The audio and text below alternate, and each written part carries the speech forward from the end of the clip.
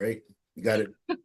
Right? You Hey, might, fertility. you might be an osteopath afterwards. It's find it, fix it, leave it alone, right? Well, yeah, the mechanic in me does that. So, Yeah. Okay, great.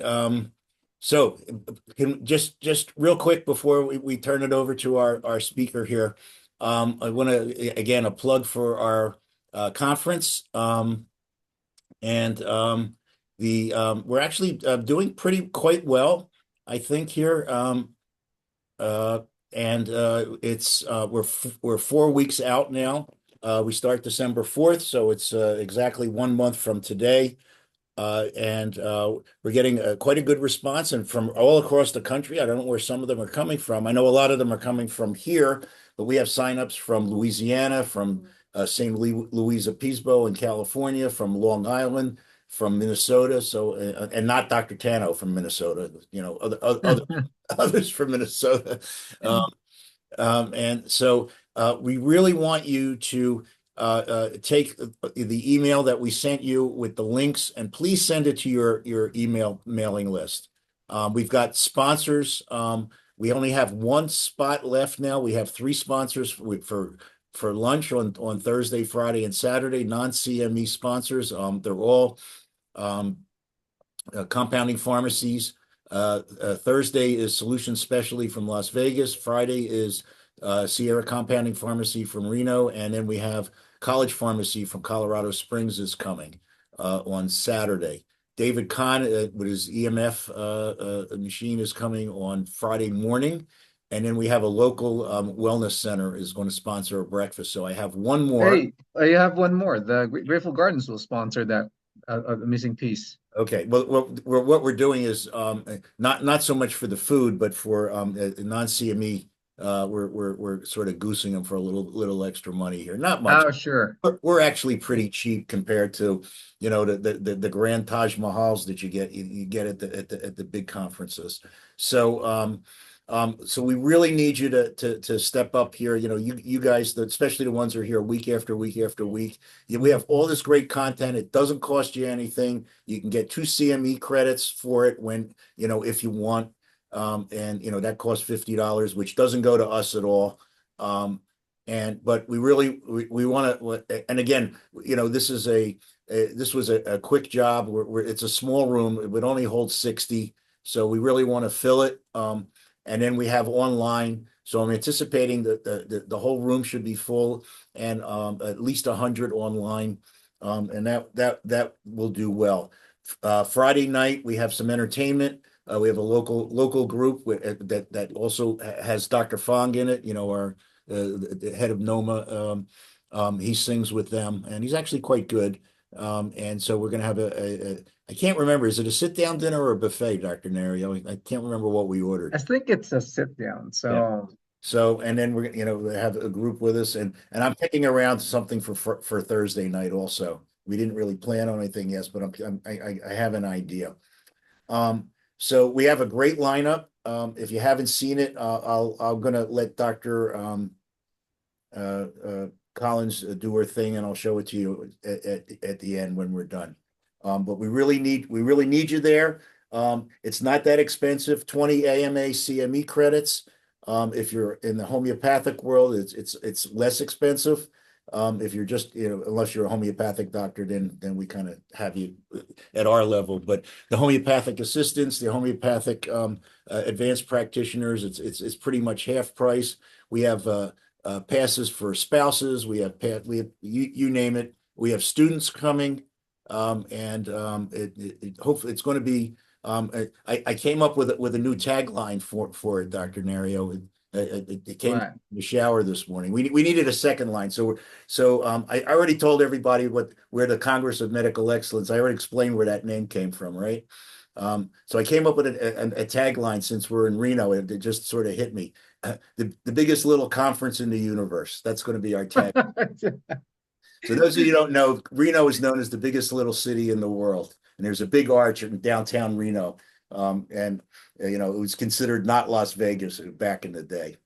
So that hot shower really does kind of Yeah, stimulate yeah, the neurons, huh? I was gonna say. right, right. And that was a cold shower. I have to do Stefan's thing. So Well, you know what a sponsor told me, think about this as a like a pre-conference also for A4M because we're so close to Vegas during that time. So if you're really like into Well, education, all the teachings, if hey, you this is where you can like stack it all up together. if you remember Doctor, was it last year or the year before? Who's I can't remember her name. This is what happens when you get old. You forget names. The little lady in Buffalo who does environmental medicine. What's her name? Is it Dr. Patel. Patel? That's Yeah. Dr. Patel, yeah. Yeah, Dr. Patel. She said she hated it at A4M. She said it was too big. She couldn't get anything right. She liked ours better. So, so See? we're a little more personable, and hopefully, the first conference that I ran back in 2018, if you remember, those of you who were there, Dr. Royal, stem cell doctor, and Dr. Farshian almost got into a fist fight, so had to get in the middle. Hopefully that won't happen. We had to get between them there. Dr. Farshian, if you don't know, is a regenerative medicine doctor. He taught me in out of Miami, and Dr. Royal's down in Las Vegas, and he does a lot of tribal medicine. And Dr. Royal mentioned it says a throwaway line, and I really don't think he meant it, as any insult. He says, "Well, we're not some stem cell, fly-by-night stem cell clinic in Miami." Oh boy. And we were visited secretly, well, not so secretly because I knew who it was, by the representative from the AOA's education department to spy on us to see what kind of program we put on. So she Well, got she got there about the time the two of them were jawing at each other. So yeah, no fighting here. This is a wholesome show and everything. I guess this is all for you guys. Why, how we made it so far. And this is the product of everything that we're doing for years. So we definitely want to give this yeah, out to you so guys. I think I taught Dr. Farshin pedio threads maybe 15 years ago. Long time ago. Small world. hmm Now, before you begin, Dr. Collins, it says turn on reactions, and if I keep clicking, is that on your screen? Because I can't seem to get rid of That it. is on my screen, and for some reason it likes to stay there. It drives me bananas. So All right. I apologize.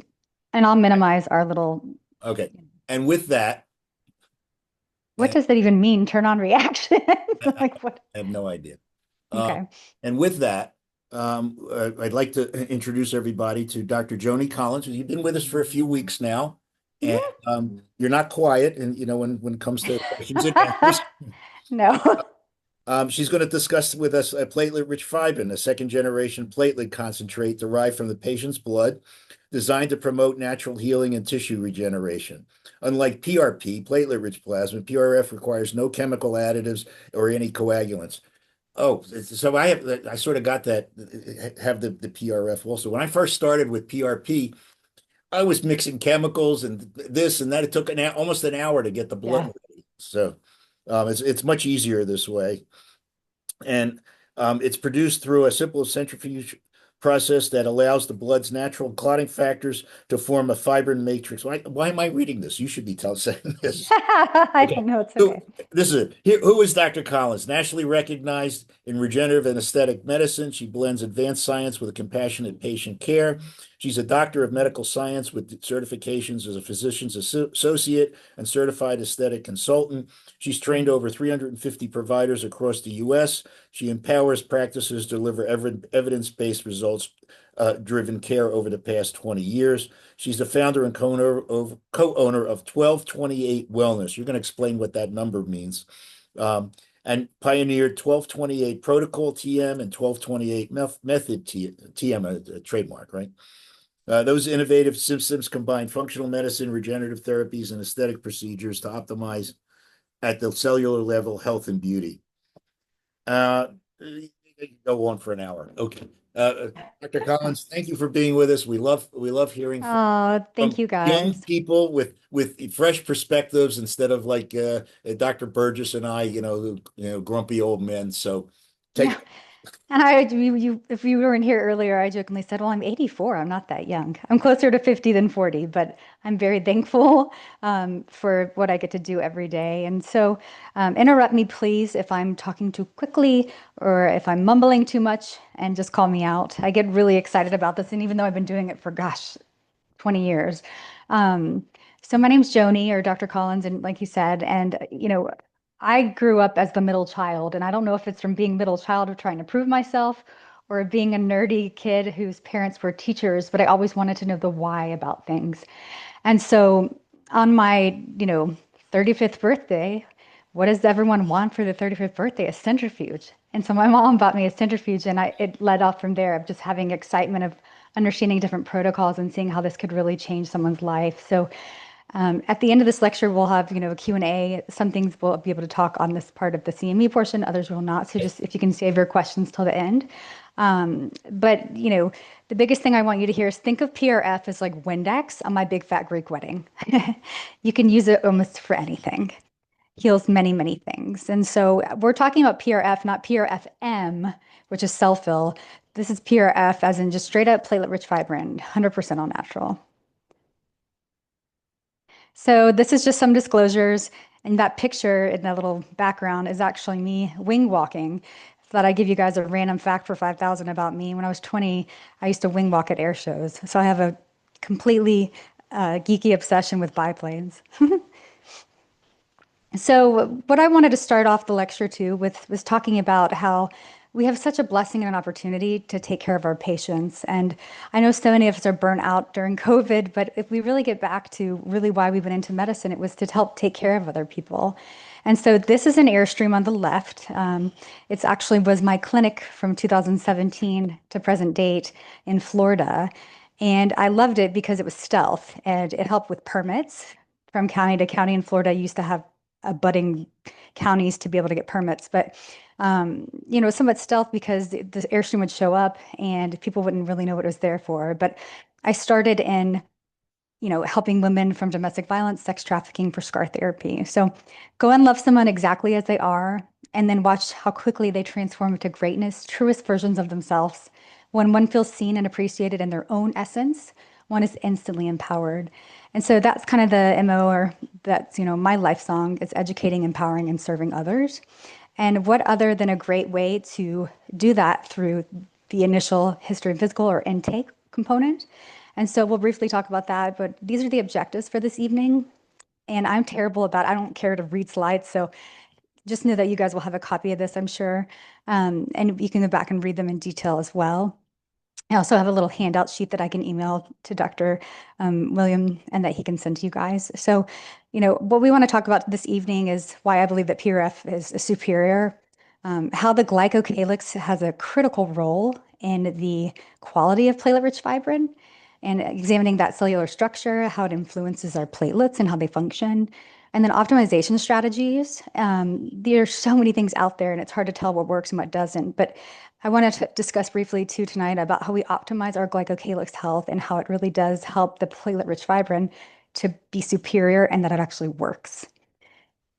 So I always give the analogy, if you're baking a cake and you only had a certain amount of money to go bake this cake, you'd want to make sure the eggs that you used in the cake actually worked so that your cake is baked correctly. Same kind of theory with this. So briefly, I'm not going to bore you with just whole blood and the whole quick review, but when you centrifuge things down, the heaviest goes to the bottom, and that's your red blood cells. The other component can be plasma, and there's certain parts, of that plasma, like platelet poor plasma, that can be used for pain, but then alpha granules are at the lower part, depending upon if it's a fixed angle or a horizontal centrifuge. We'll talk about that. The neatest thing to me about platelet-rich fibrin is that, it's straight up just your blood spin down. And so it helps with, wound healing, regeneration, and it's highly concentrated of growth factor component. And so just quick review again, classifications, what are platelet concentrates? Because that's what we're going to be focusing on with platelet-rich fibrin.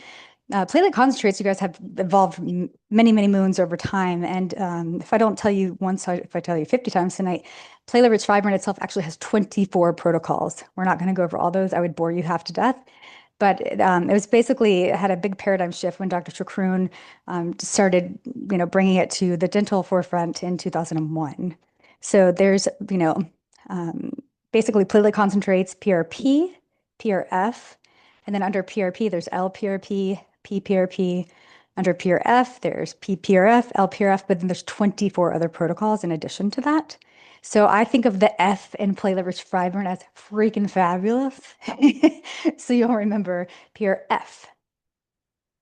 So this will, later in this talk, we'll talk about the centrifuge settings, or excuse me, the centrifuge angle versus horizontal and how the outcomes change with PRF based on lipid enveloped virus exposure. And so currently most brands out today have a fixed angle, but we see in a bucket or horizontal centrifuge, we actually get more quality of the PRF throughout. That's that plasma component. And it's easier to pull out and to replicate. But I just wanted to, go over some key components of what has to do with platelet-rich fibrin. So you have your blood, you have your centrifuge, and then there's tubes. So if you go and research, and this actually was my doctorate thesis was on PRF and psychological outcomes and improved outcomes in oncology patients, they will tell you there's all these different tubes, and it's this tube with a green top or this tube with a purple top. And really what is the difference is the component of the material. So is it glass? Is it plastic? Is it lined with silicone? And you can tell if it has any type of lining because when the blood is actually taken, if it foams, there's obviously some type of chemical substance.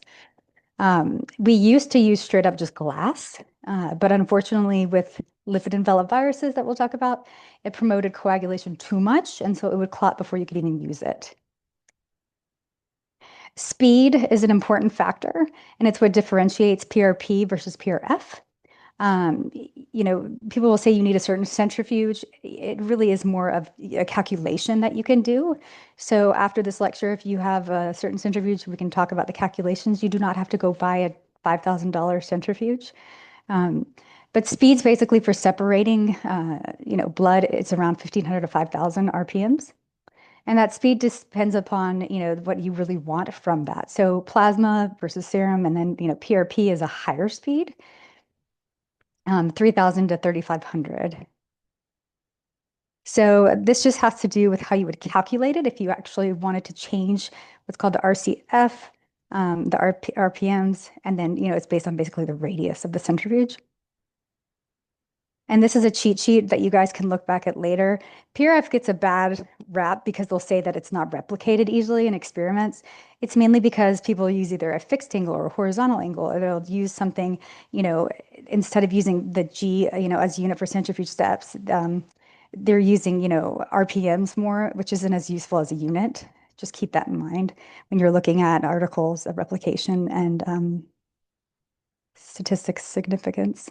So PRF, here we go, guys. You're going to be thinking of me as PRF, PRF, PRF, but I love it because it changed my life. I have rheumatoid arthritis, and like I said, my mom gave me a centrifuge on my 35th birthday, almost 15 years ago, and it changed my life because I helped so many people, I feel like, from it, including myself, and it's changed my practice a lot. What is PRF? It's your own blood, like he said, like Dr. Clifford said.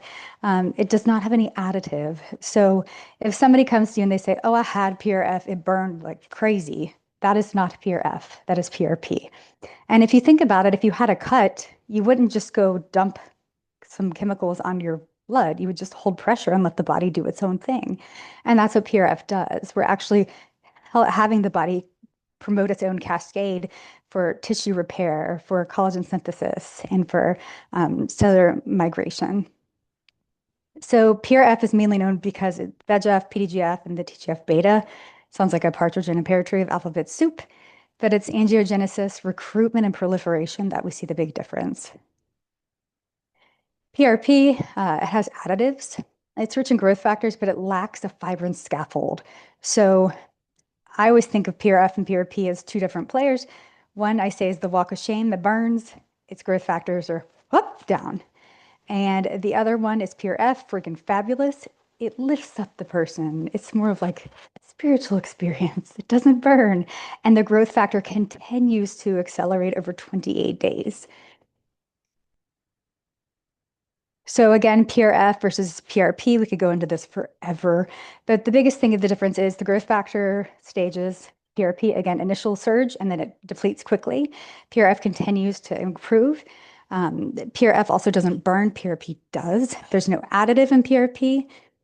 Excuse me, there's no additive in PRF. PRP has an additive. So when you think about oncology aesthetics and adding with people with different platelet issues, this is great because it's your own stuff. It's 100% natural. So, the biggest thing with PRF is the clotting component of this fibrin matrix, and it's a slower release of the cells. So it's almost like this implant. And we actually used to use it for nasal spreader grafts and facial plastics head and neck surgery because it mimics this wound healing, but it delivers growth factor while creating a structure there. And additionally, it wakes up fat pads. It helps with pigment, texture, and tone. And so that is the golden, egg in aesthetics is it kind of hits at one-stop shop for everything. You can dilute it with saline or hyperdilute it with saline, and it helps with elasticity, helps with tightening. And so, some clinical applications are facial volumization. So at the age of 25, we start to see that we lose a half a teaspoon of volume a year in our face. So by the time you're 50, that's half a cup. So what's beautiful about this is it actually wakes up the fat pads and creates a scaffold and a lifting, but it's 100% all natural. Helps with scalp treatment for hair regeneration, wound healing. It's actually been used for leprosy with healing. It helps with skin quality improvement, burns, and post-procedural healing enhancement. So how is this superior? You're thinking, okay, Joni, we're just taking blood, we're spinning it, and yeah, that's it. Yeah, that's it. It's pretty easy and pretty basic.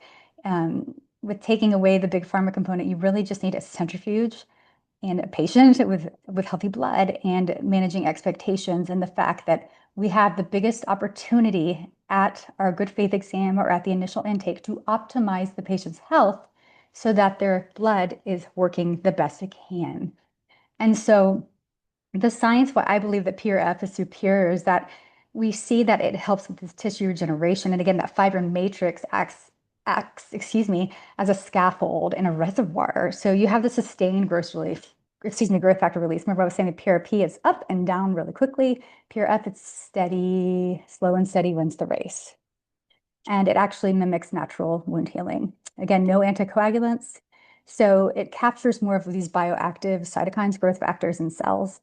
And there's research by Dr. Dohan to repeat that over and over of growth factors being higher and sustained over PRP. So I actually perform LPRF, and we're not going to go into detail too much of that tonight, but the leukocyte content actually helps with antimicrobial and immune modulation. So let's say I have a bride coming in and she's getting married on Saturday and she's got a big fat zit on her face. You can actually use PRF to help get rid of that big zit and not use any type of medication. It's her own cells. This is an old sheet. This is from 2015. And this is when I just started researching PRF and growth factors and alpha granules. But you can see there's so many different growth factors, and this is just a part of it. There's over, I want to say, close to 100.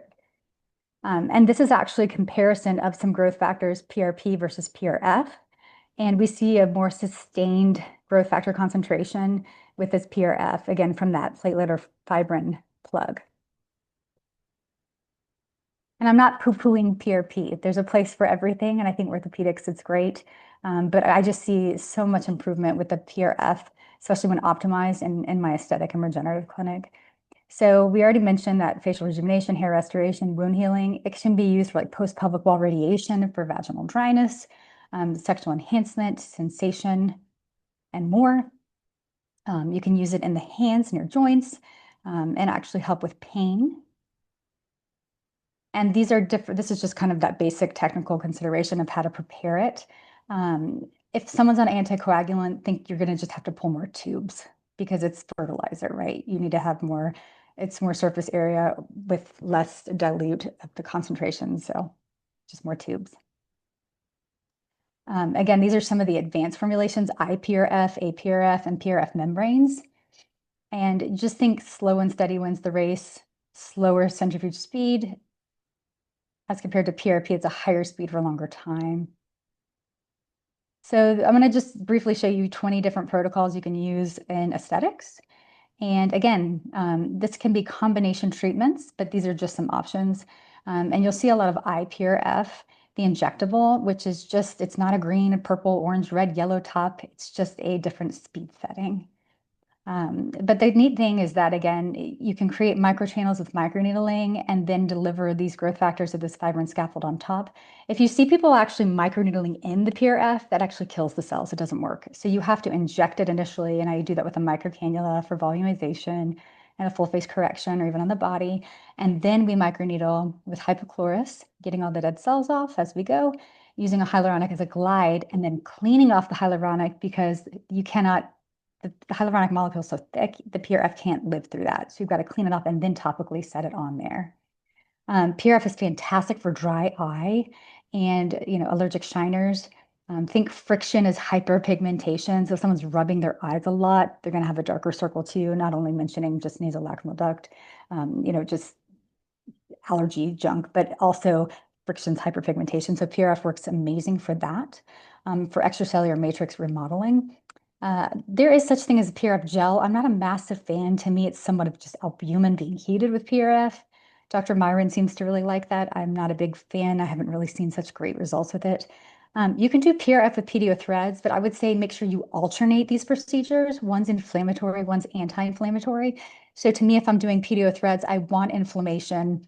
And if I'm doing, PRF, it's an anti-inflammatory. So I piggyback them, 2 weeks here, 2 weeks there, and make a package of membership of alternating procedures. I'm not a fan of RF microneedling, but some people use that to prevent post-inflammatory hyperpigmentation and maintain the fat volume. Scalp restoration, remember lidocaine is cytotoxic, so you don't want to bolus injections of lidocaine and then, put the PRF in, it would kill the cells. Vibration therapy to me is the go-to for that, and a little bit of good bedside manner and arm rub and suck it up. But vibration also improves for cytokine signaling.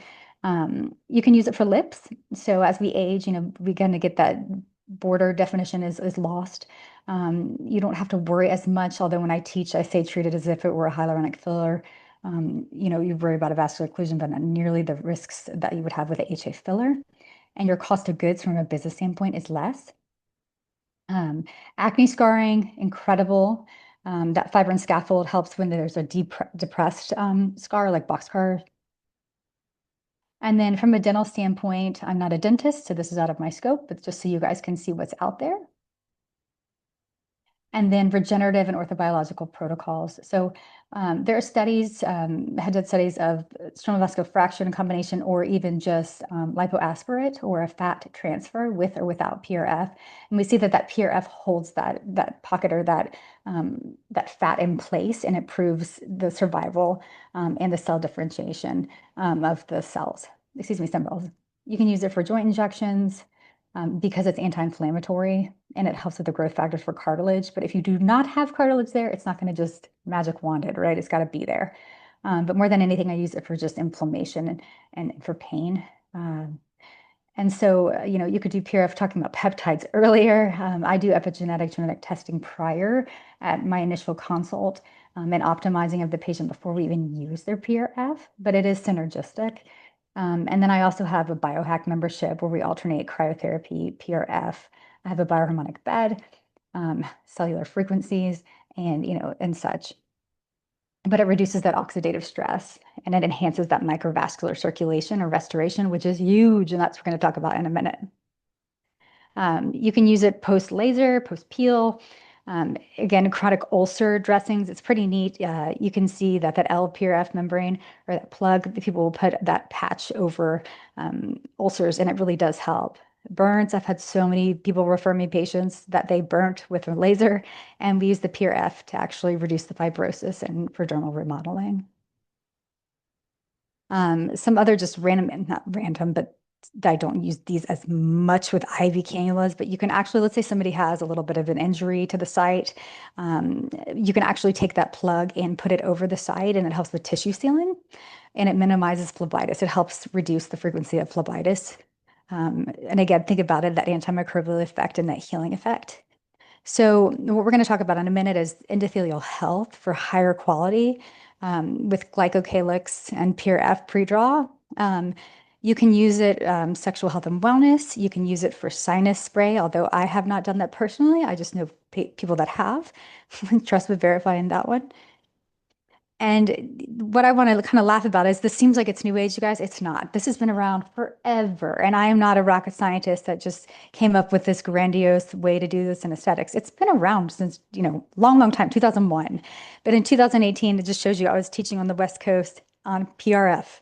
And suddenly now East Coast, I know you guys are mostly West Coast, but East Coast, it's a big to-do now. It's been around forever. But what I want you to notice in 2018, this is the picture that we would use to explain PRF. And you can see that plug. I always call it the little booger, right? And this is where I really started noticing a difference in quality of PRF based upon what that plug looked like. You can tell this is a fixed angle centrifuge because you see that angle where the red blood cells are at an angle, okay? That will make a difference in a minute. And at the top is more of that just platelet poor plasma, PPP, and that PRF is that fibrin clot in there, and then the red blood cells. So the blessing of, or the fruit of labor is that I was saying earlier, I've been blessed to teach a lot of providers how to start their own clinic. And after the talk, we'll talk about that 1228 number, what that means. But there's a protocol I developed, and it's a business model as well. But it helps with healing your cells from within, and that really comes from optimizing. So here I am, since 2018, living the life of candy canes and lollipops. Life is good. PRF's being used for hyperpigmentation. And you can see this patient on the right, it's one of my patients. This is immediately post-treatment. She has a little bit of a dark allergic shiner. You can see under her eye, it's already improved with one visit. PRF for scaffolding. So this patient actually had Kybella, and they actually, in the first picture, it made them look like they had micrognathia or shortened jaw. So you can use PRF to create more of a structure and volumization of the face.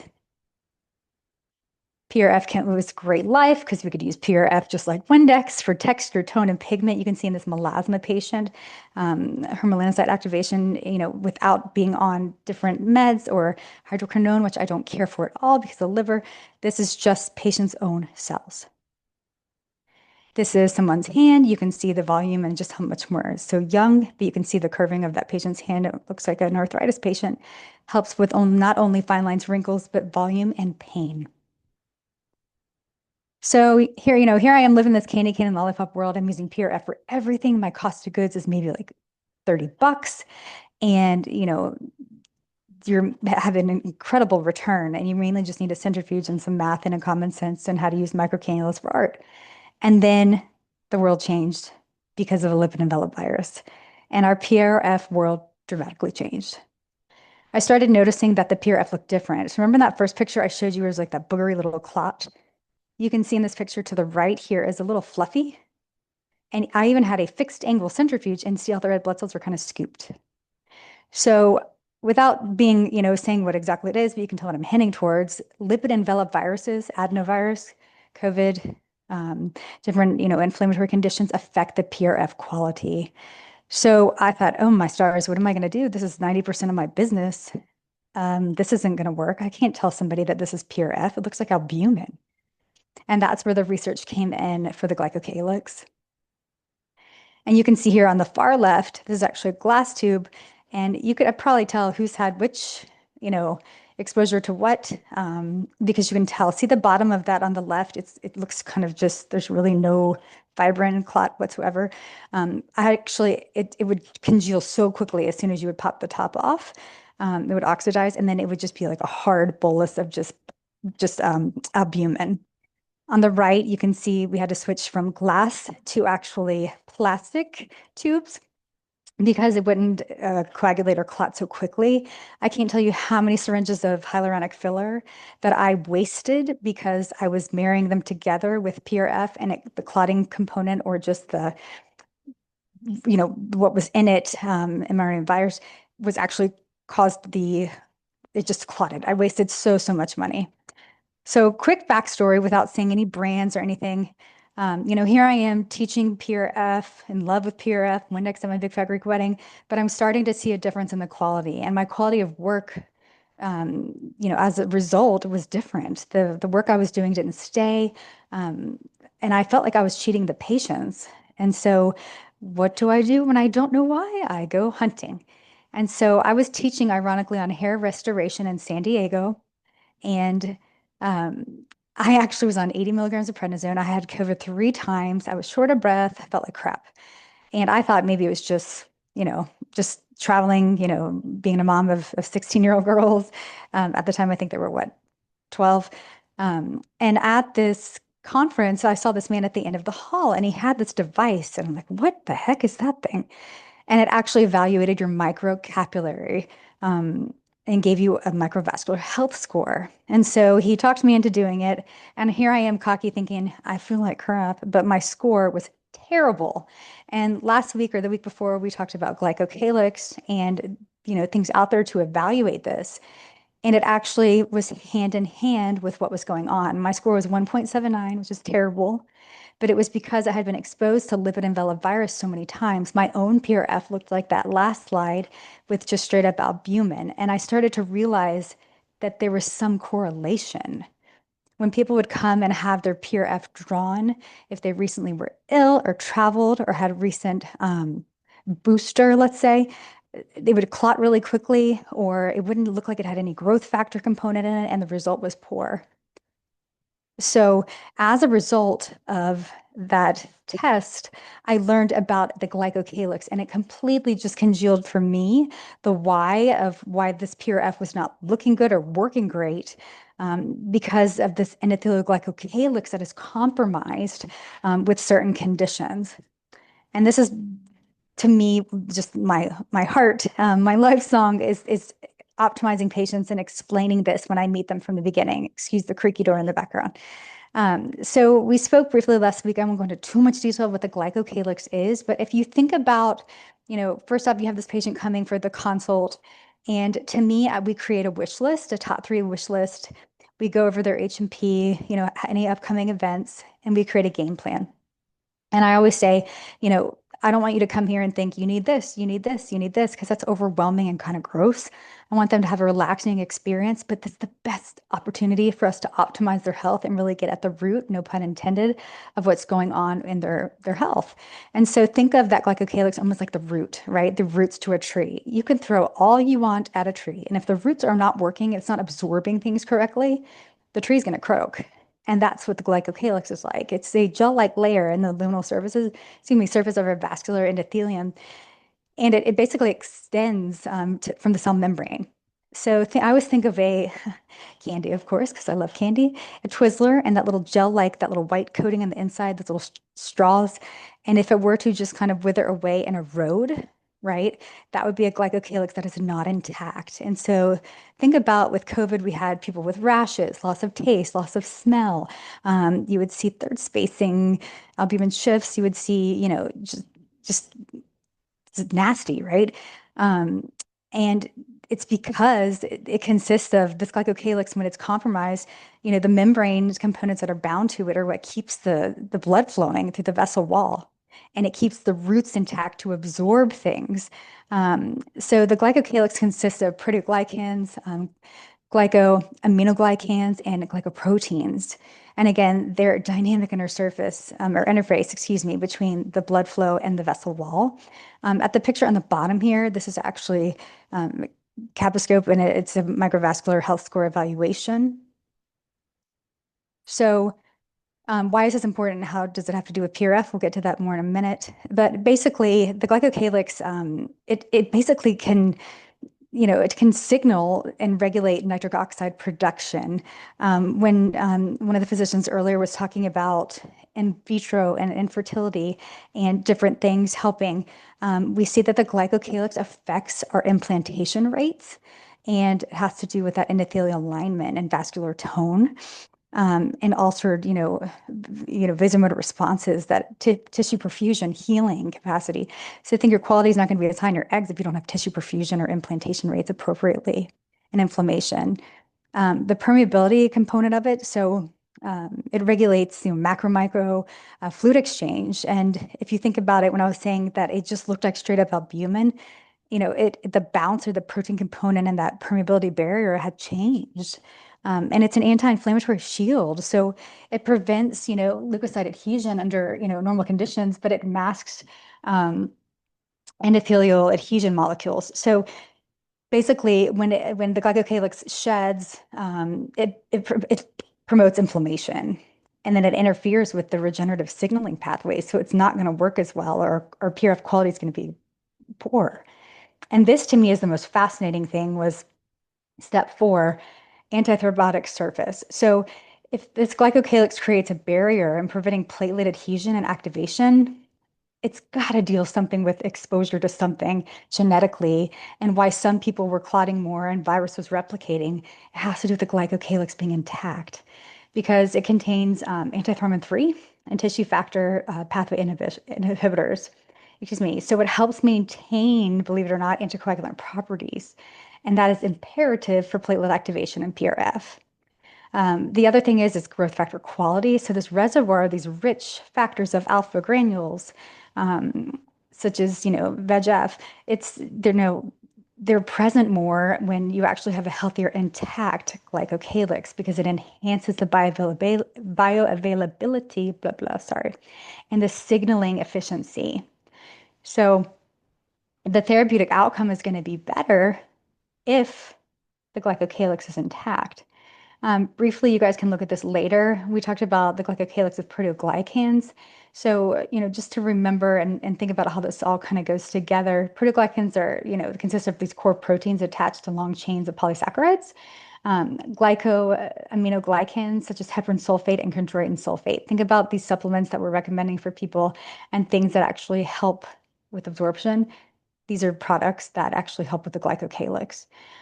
If we talk about even ozone in the past, we talk about like negative positive charge attracting water and cations. These, we'll call them GAGs for glycoaminoglycans. They're highly negatively charged, so it attracts water and cations. They're found in the extracellular matrix, cell surfaces, structure support, lubrication, and cell signaling. So that cell signaling is massively important, not only from a regenerative standpoint, but from an immunotherapy standpoint. And I think in the future, we may see this being used for immunotherapy targeting. But again, these proteoglycans, they act as reservoirs for growth factor and cell-cell interactions. So another part that is just the lipid molecule, phospholipids are ceramides. And so basically there's a part of this carbohydrate portion that faces outward in the cell membrane, and the flow of actually these, microcapillary circulation, it depends on the stiffness or rigidity, but the glycolipid component affects this of that cell membrane. And so it's essential for cell recognition, communication, and immune responses. So think about it, I was talking about the quality of the PRF and seeing that it just looked like albumin versus actual true PRF.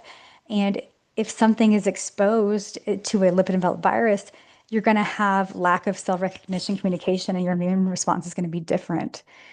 So the glycocalyx not being intact is equivalent to that of the PRF quality being poor and your outcomes being more so poor. Glycolipids also protect the membrane, and they serve as, believe it or not, receptors for toxins or viruses. How crazy is that? And then glycoproteins lastly consist of these protein backbone or short branched carbohydrate chains. They're found in cell membranes like mucus, secreted proteins, hormones, antibodies. And when we talked about earlier peptides in the evening, that becomes a crucial role of that glycocalyx, glycoproteins being intact for even peptides to work appropriately because of cell adhesion, immune recognition, protein stability. And so they're a key component of receptor enzymes and antibodies. This is just a quick chart for you to look at later. And so the glycocalyx is composed of these structuring components, heparan sulfate, glycans, chondroitin sulfate, hyaluronic acid, and syndicans. And actually, you can use syndican lab testing or blood testing to tell if the glycocalyx is intact or not, or if it's shedding during stress. You could go on a whole rabbit hole, though, of that with lab tests. Oh, but this is important too, back here. For glycans, these anchored proteoglycans, they regulate growth factor signaling, and they either stimulate or they inhibit ligand pathways, which is really important for mobility within the membrane. And again, that glycocalyx is so important, these roots to our trees, because they have critical functions. That mechanotransduction, so converting mechanical forces into cellular signals of shear stress, that's part of their critical function. It regulates vascular permeability. So, think about those rashes we were seeing, and the loss of taste, loss of smell. It's shear stress that was added to this glycocalyx affecting actually this PRF quality. So it was going hand in hand. And so you'd end up having patients who were pretty PO'd because they were spending money, a lot of it, and the result wasn't as good because their plasma wasn't as good because their glycocalyx wasn't as good. And so that's why at that initial consult, we optimize the patients so that they're healthier overall. And that's kind of the stealth in aesthetics, is that you really have an opportunity to heal people. It's not as superficial as people think. It's the best opportunity to heal and to help others. Going back to that glycocalyx, again, the maintenance of the endothelial surface layer. So platelet adhesion, guys, if you think about it under, physiological conditions, it can make or break a person's day, literally, life or death. So it's really important. And then, just clinical implications of this degradation, why it's important. So to me, it extends past even just cardiovascular disease, but it directly impacts our regenerative medicine outcomes. And you guys can read this long slide later, but basically there's studies correlating the glycocalyx biomarkers with PRF quality. And we, found that patients that had elevated syndican levels, you remember PRF 1 through 4 syndican back in the composure of it. If their levels 1 through 4 were higher than 40, there was a 35 to 50% reduction in the growth factor concentrations with platelet therapies. So it's important that people understand that if they have inflammatory conditions, that it affects this glycocalyx, which affects the PRF quality. And, it can impair the premature activation and reduce growth factor component, which is diminished regenerative capacity. And then there are other associations with glycocalyx damage, other than lipid-enveloped viruses, diabetes, metabolic syndrome, smoking, chronic inflammation, and just acute physiological stress, which even goes to the blood draw. It needs to be done, quickly and not the stress component, but believe it or not, that affects the outcomes of the PRF. And then these are just different tests. You can go back to the lecture from, I think it was 2 weeks ago, that we had on that actual microvascular health scanning and testing. There's also biomarkers you can test, but it could really send you down a rabbit hole of tests and maybe more so medical legal liability. So I would caution you with that. Multiple myeloma you see with syndicans, et cetera. This is the system I use. So before any of the patients actually have platelet-rich fibrin component that we use it, I highly recommend that they have their microvascular health score. I had to white it out or blue it out because I didn't want to say brand names. But basically, to me, the neatest thing about this is that people come in, they're wanting this aesthetic wish list. I'm optimizing their blood, which actually in return, assesses factors like their inflammatory response, their cardiovascular risk, and I can help them more so. So again, going back to the drawing board of, what's the deal with PRF and the relationship with the glycocalyx? Sorry, my dog is walking right in here. When blood is drawn, the platelets carrying that intact glycocalyx, they demonstrate enhanced functioning. I think I've hit that home, nailed that over and over, that you're gonna have better quality PRF if your glycocalyx is intact. And then the impact of the quality again, that platelet glycocalyx with these glycoproteins, glycoaminoglycans, they mediate adhesion, activation, growth factor secretion. So make sure at your, if you're doing platelet-rich fibrin or you're doing any platelet or autologous cell therapies, or even just medicine in general, to me, look to your left, look to your right. Everyone should be checking the microvascular health of the patient. Otherwise, what's the point of all these expensive supplements and things? And these are just other strategies other than saying, okay, get this device, get this supplement. The biggest thing I want you to hear is address the underlying pathophysiology, address the underlying medical issues, optimize their health with comprehensive protocols. And as a result of optimizing their health, you actually will have enhanced quality and clinical outcomes of your aesthetic procedures. Nutritional intervention for glycocalyx health, we already talked about this. And pharmaceutical interventions. I'm not a big fan of throw some meds on board, but if that's your cup of tea, feel free to check that out. Sulodexide, we had talked about that a couple weeks ago.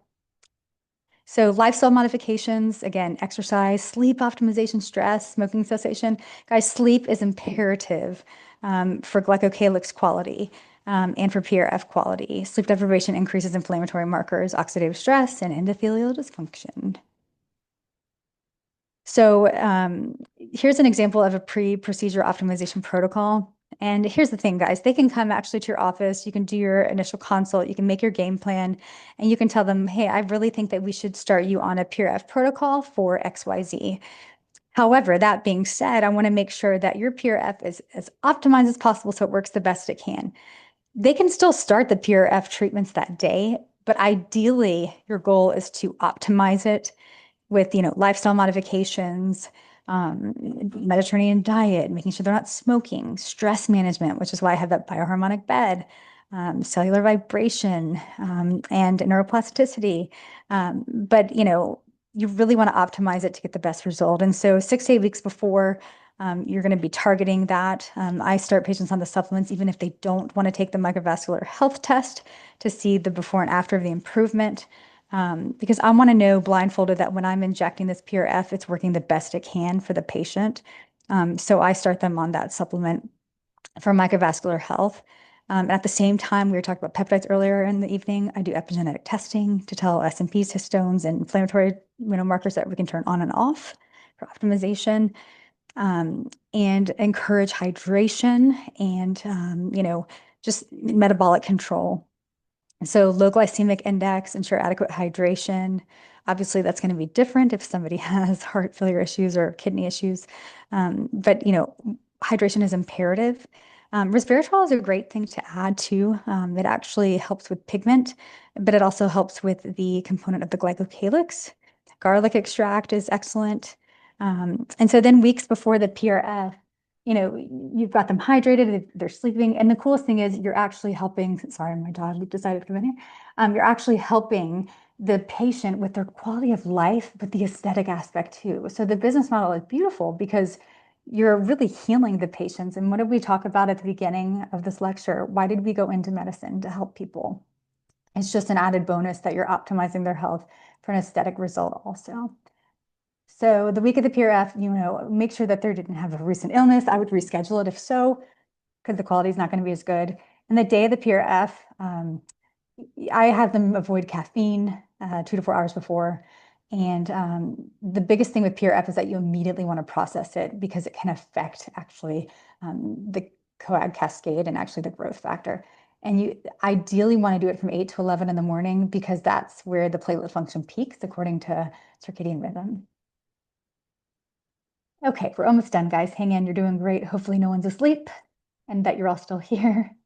Here's an example of a patient, right? So how does this glycocalyx optimization impact the PRF and the outcome for the patient? So I had a 50-year-old female. She came for facial rejuvenation with platelet-rich fibrin. She heard I was this cool lady that works on the East Coast who does this magic with PRF. Just kidding. On a medical intake, she's a type 2 diabetic. Her hemoglobin A1C was 8.2. And she has a 20-year history of smoking, but she quit 3 months ago. So congratulations for that. And she's got some mild hypertension.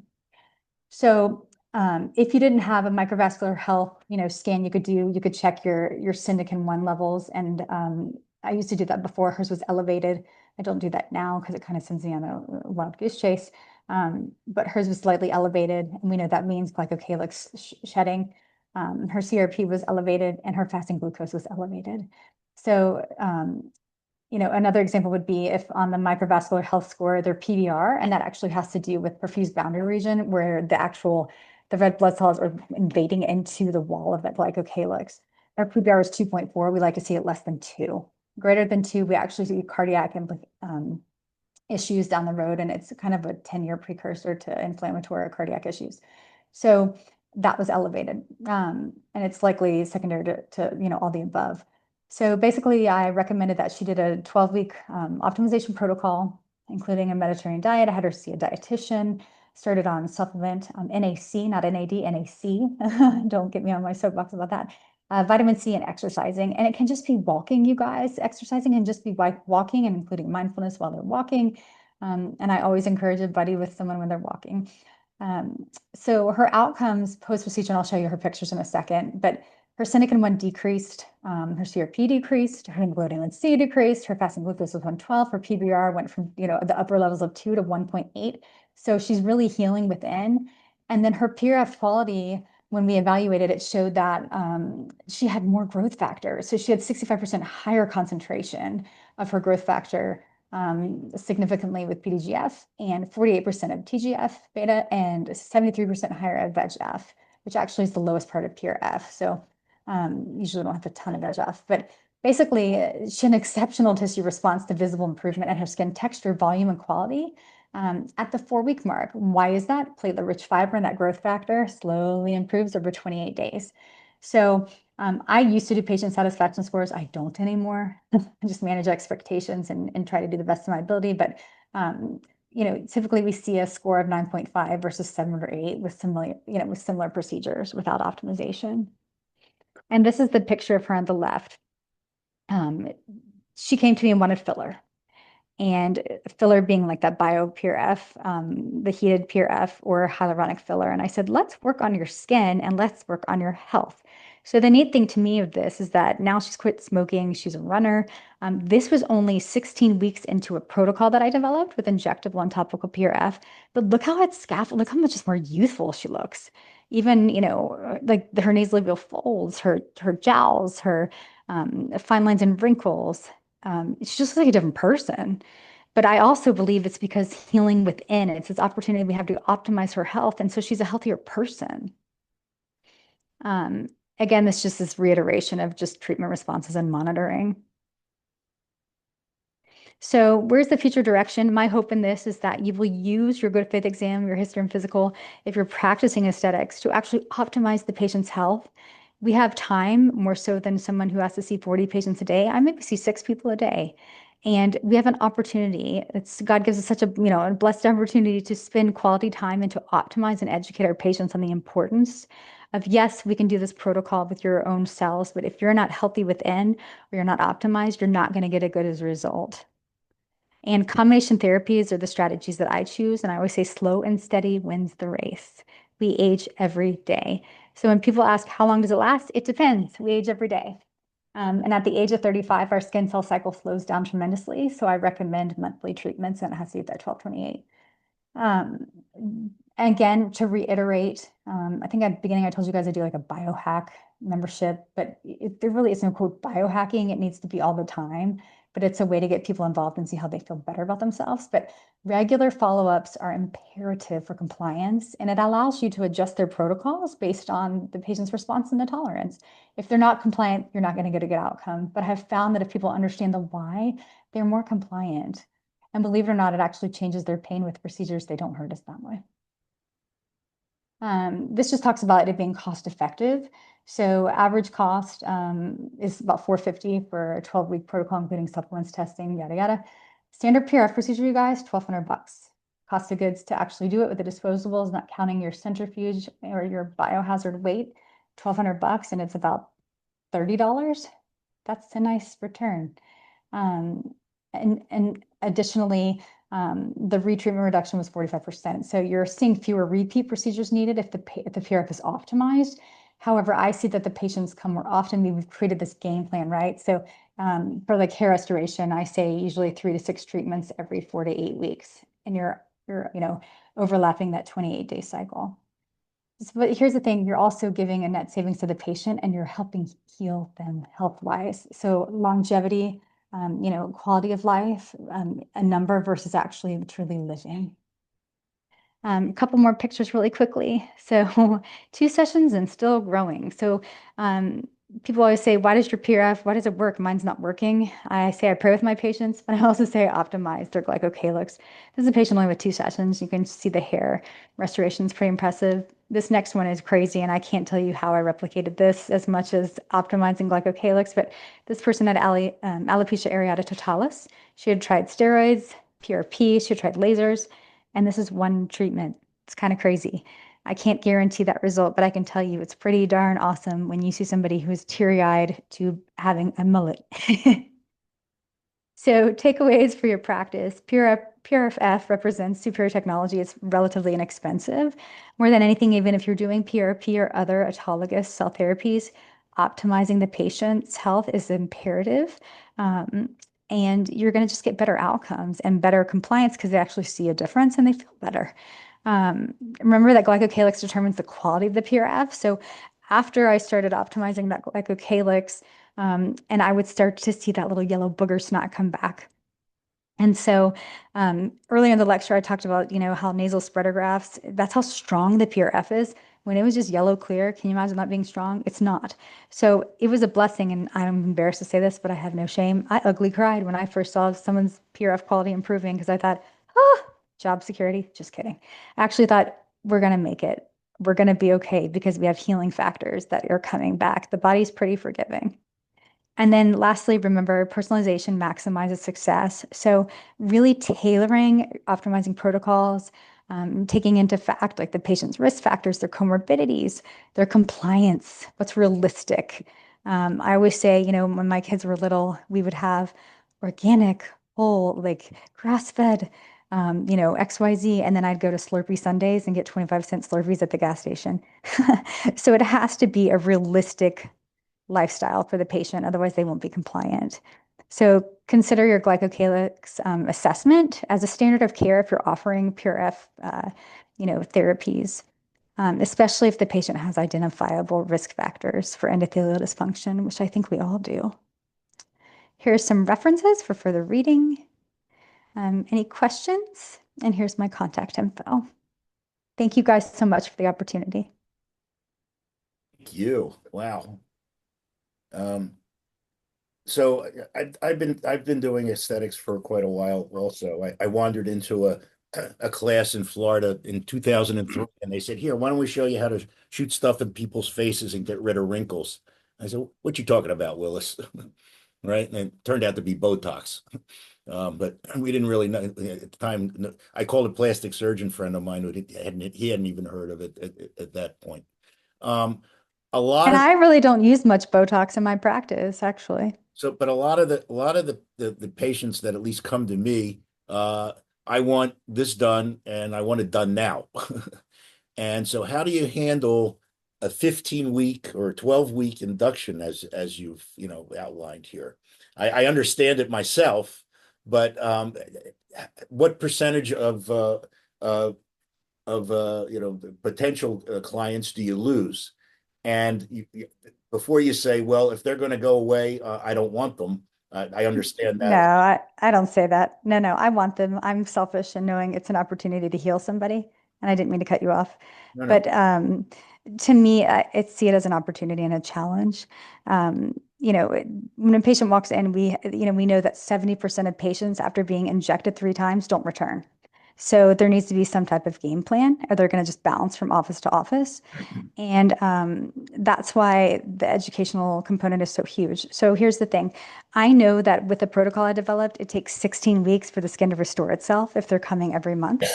And it's almost like a diet, right? If you have 4 women and they all, are in a group and one of them does this diet, they come back, they look amazing, everyone's going to want to do what their friend's doing. They're kind of pissed they didn't start at the beginning.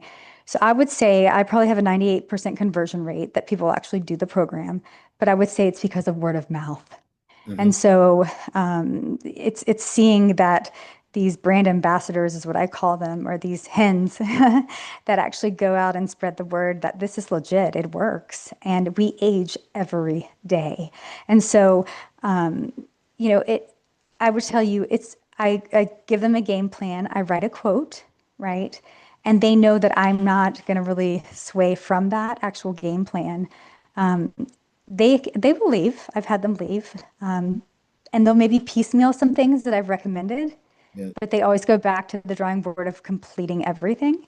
yeah, So I would go ahead, sorry. the best ones are the ones that leave and then they went to this clinic and that clinic and come back and say, "Sorry, I left." And I always do this. Yes. I always do the Yes. Seinfeld thing where he went to a different barber and the barber thought he was cheating on him. That Well, kind. and I always tell people too, it's the same even just in social settings. Sometimes we find friends because we want them to agree with what we're saying, but it's the real person who tells you things you don't want to hear. And, my job is to be an advocate for the patients, and they may not hear, I may not tell them everything they want to hear. But I'm going to always act in their best interest. And so I would say, once people are in the clinic with me for about 16 weeks at least, they stay forever. And I know that sounds really cocky, but they really do, because it's hard to find somebody who doesn't do a drive-by shooting. But the funny thing is, in a business model, you would think that by saying, yes, let's do the Botox, go, you actually lose your booty. Botox is not it's not business friendly. You actually lose money unless you're diluting it and you're actually not getting at the root cause. And if you think about people when they look really funky, it's because they've just had toxin and filler, toxin and filler. So if you go to the gym and you work out, you build muscle. If you can't build muscle, what happens? Muscle atrophies. So you just have atrophied face, right? And just puffy. So I encourage, just educational seminars, talking to the patients, reiterating educational information, understanding the why and that we age every day and making game plans. But where my business model has somewhat, it's kind of congealed nicely together is that, we have to do that good faith exam. And so by doing that good faith exam and giving a regenerative opportunity, you really can address more than just one thing. So I think it was Jeanette or Dr. Is it Cerna earlier that was saying, she does functional medicine. To me, aesthetics is the bridge for that. It's an opportunity to combine, it's the greatest opportunity from a business standpoint to help the patient on all levels. Yes, Dr. Burgess. Am I making noise? You are. Sorry about that. Hey, great talk. That was impressive. Oh, Now, thank you. thank you so much. Now, our brilliant Dr. Tano has met his match. Uh-oh. I think Hey, by the way, and I do a lot of pain stuff, and just you mentioned lidocaine briefly, and I was wondering if you're using any topical anesthetic for scars at all. Or do you, and just because of pain, do you do any deep stuff for for pain? scars or deep pain? What do you mean? No, Explain more. scars totally in the skin, all scars, intradermal. That's Oh, where it's yes, injected. yes, yes, yes. Yeah. So, and you can use propane or the lidocaine, whatever So your choice is. But we also do, yeah. I just see for hyperpigmentation, so skin of color, melanated skin, if you use anything other than lidocaine, if you use benzocaine or tetracaine, it hyperpigments the skin. So that's a big no-no in aesthetics. So that's the biggest thing I would say that I caution with topical or injectable agents. And I know that you are a big fan. I've heard your lectures before, you talking about almost like the crown, right, for pain and things like that. I holistically believe in that with all my heart. I just know that lidocaine is cytotoxic to cells. So if I was going to be injecting PRF, I wouldn't have the lidocaine with it. With scar adhesiolysis or like actual breakdown of the scars, I'll do microcannulas. And I actually then use hyperdilute PRFs. We're not volumizing it, but we're actually creating a scaffold and tightening. And so, what you don't want to do though is cause almost like a woundy hiss, or if it's like, let's say a C-section scar, you don't want to prematurely be treating that area. But I do basically a microcannula scar takedown and stage it basically with the PRF and hyperdilute saline. Does that answer your question? Yeah, but I think I should mention, because you mentioned the pigmentation, the result of doing this for 40 years, according to the German standards, is that what we notice thousands and thousands of times. If the scar is lighter than the normal skin color, it becomes darker. If it's darker than the normal skin color, it becomes lighter. So it tends to camouflage itself back into the skin. It really does. Yeah, absolutely. And I would say the neatest thing, and I do not, this is anecdotal, I do not have clinical, studies on this, but what was fascinating to me with PRF over the past, 10 years I've been doing this is that I've had people come with burns and hypopigmentation, right? So even vitiligo, and they want the color back, right? And so when the glycocalyx is optimized, actually, I've seen the color come back in a scar that is completely just hypopigmented out. And so I had a woman that actually had a tattoo around her arm, like an indigenous banding, and she had just for tattoo removal, it was hypopigmented. And I said, I can't guarantee that the pigment will come back, but we can try and see if it helps with the inflammation. Sure enough, I kid you not, and I should have videoed it, but the pigment came back into her skin, her melanin. And so, it's kind of crazy what you see with, and I can't guarantee that result, just like the woman that had the semi-mullet after the one treatment of PRF. I can't guarantee that with everyone, but I can guarantee that if they optimize their health, their results will be better. Thank And you. German men are always right. You know that. Yeah. I'm just kidding. Dr. Collins, So far, someone, so far, it's true. someone wanted to put their last slide up for your contact information.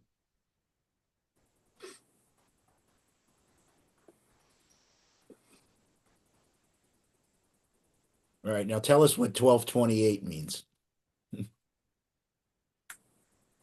No, you're muted. So 1228 is the first in vitro baby in the United States. And my daughters are in vitro miracles, IVF miracles. And then also, I'm a Christian. Don't get me wrong. I love Jesus, but I would be streaking in the quad with a glass of wine. I am not perfect by any means. But Corinthians 12:28 is a complete chapter in the Bible on using our spiritual gifts to serve others.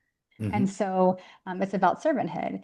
And as God would have it, our skin cell cycle in our 20s is 28 days. At the age of 35, it slows down. And so we're just putting dead skin on dead skin.